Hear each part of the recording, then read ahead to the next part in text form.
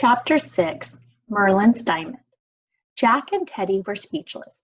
They kept staring at Annie as she got down on her knees and talked to the invisible dog. Hi, you, she said in a soft voice. Are you hungry? The bone dropped toward the floor. It flipped over, then rocked from side to side. See, Annie said to Jack and Teddy. Now he's rolling on his back, with his bone in his mouth. Poor thing. Poor thing, said Jack. We have to help him, said Annie. She stood up. We have to help them too, the girl and her brothers. She hurried across the room. Jack and Teddy followed. Annie stopped at the small spinning wheel. We can't see you, said Annie, but we're not afraid of you. We want to help you. Can you hear me? The spinning wheel stopped spinning. She can hear us, said Annie. Annie said to Jack and Teddy. Annie turned back to the ghost girl. What happened to you and your brothers and your dog and everyone else in the castle? How did you all become invisible? Jack felt a wave of cold air whoosh past him. I think she's moving, said Annie. Aye, said Teddy to the looking glass. See? An invisible finger had begun to write something in the thick dust of the mirror. 4 words slowly appeared. Diamond of Destiny stolen. I can't believe it, said Teddy. This must be the secret castle that guards the Diamond of Destiny. What's that? Said Jack. A magic diamond that belongs to Merlin, said Teddy. It was set in the handle of the very sword King Arthur pulled from the stone many years ago. Oh, I know that story, said Annie. That's how Arthur became king.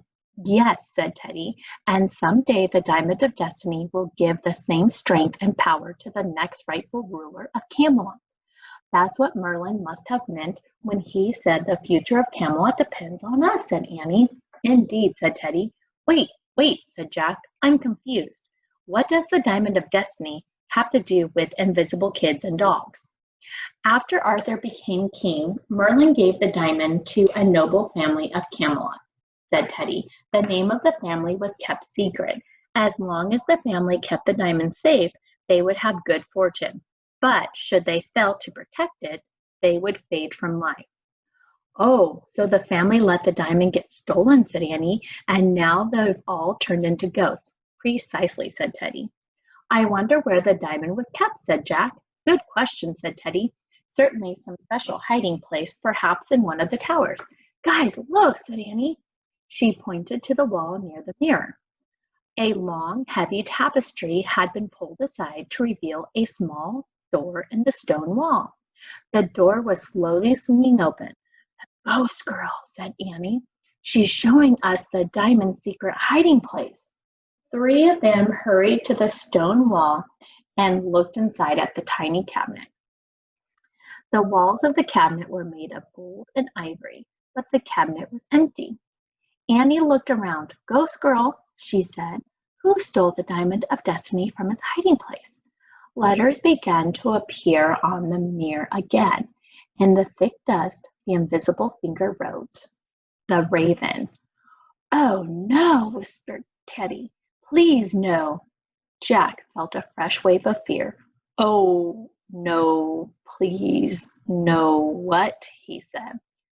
Wait, said Teddy, pointing at the mirror. The finger wrote one more word in the dust. King. Just as I feared, said Teddy in a hushed voice. The Raven King. Chapter 7.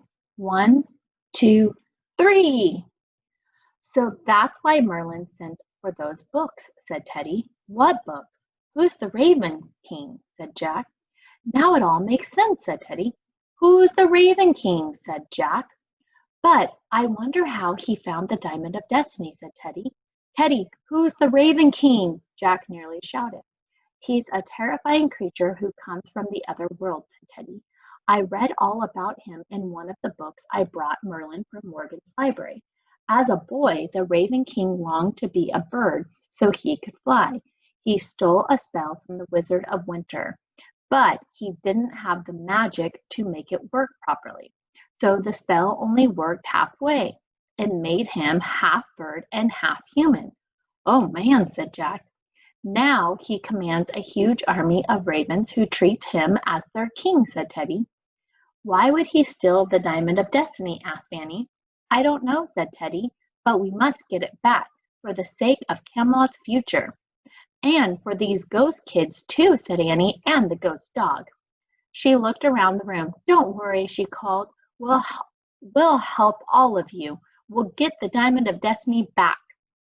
We will, asked Jack. How? We don't know where this crazy raven man lives or anything. Look, more writing, whispered Teddy. She heard you. 3 more words slowly appeared in the mirror dust. Nest on mountaintop.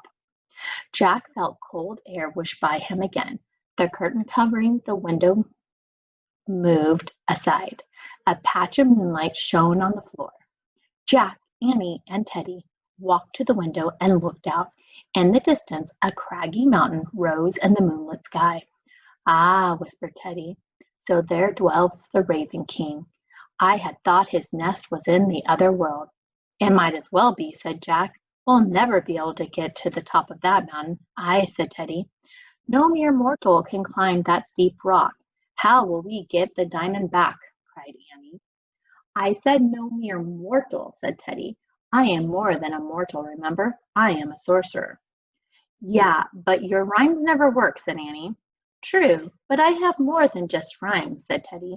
He pulled a twig out of his pocket. See? What's that? Said Jack. 'Tis an enchanted hazel twig, said Teddy. Its magic is strong enough to change me into anything I want. Oh, wow, said Annie. Did Morgan give you that? Asked Jack. No, said Teddy. Morgan and Merlin do not even know I have it. A forest sprite, a cousin of my mother's, gave it to me in case I was ever in urgent need. So what do you want to change into? Asked Annie. Why, a raven, of course, Teddy said. Teddy's crazy, thought Jack. But Annie didn't seem to think so. What a cool idea, she said. They're both crazy, thought Jack. 'Tis cool indeed, said Teddy. He held up the twig. Wait a minute, said Jack. Do you have a plan? I mean, what are you going to do once you change into a raven? I shall fly up to the mountain nest, said Teddy. Find the diamond, bring it back, mission done. And what do we do? Asked Annie. Wait here for me. I'll be back as soon as I can, said Teddy. He climbed up onto the window ledge. His moon shadow stretched across the floor. Good luck, said Annie. Thank you, said Teddy. He raised the hazel twig. Stop, said Jack. Can we discuss our plan a little more? But Teddy was already sweeping his hazel twig through the air. He waved it from the top of his head to the tips of his toes. Teddy, stop, said Jack. But Teddy started his rhyme.